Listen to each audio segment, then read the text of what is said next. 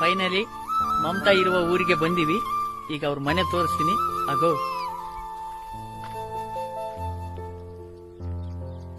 ಅಲ್ಲಿ ದೂರದಲ್ಲಿ ಕಾಣುತ್ತಲ್ಲ, ಅದೇ ಮಮತಾ ಅವ್ರ ಮನೆ. ಬನ್ನಿ, ಅಲ್ಲಿ ಕರ್ಕೊಂಡು ಹೋಗ್ತೀನಿ.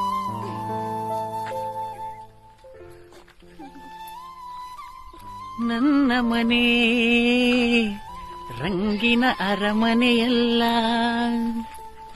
ಹೊಂಗೆಯ ಮರದಡಿಯ ಹೊನ್ನು ಗುಡಿಸಲೆ ನನ್ನ ಗೆಳತಿ ಇರುವಂತ ಜಾಗ. ಇದೇನಪ್ಪ ಮನೆಯೊಂದು ಇದ್ಯಾವುದೋ ಗುಡಿಸಲು ತೋರಿಸಿದಾನೆ ಅಂತ ಅನ್ಕೋತಿದ್ದೀರಾ ಫ್ರೆಂಡ್ಸ್? ಇದೇ ಇವರ ಅರಮನೆ.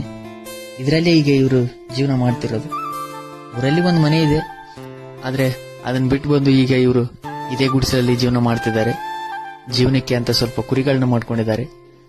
ಅವುಗಳನ್ನ ಮೇಯಿಸೋದು, ಅವುಗಳನ್ನ ರಕ್ಷಣೆ ಮಾಡೋದು ಈಗ ಸದ್ಯ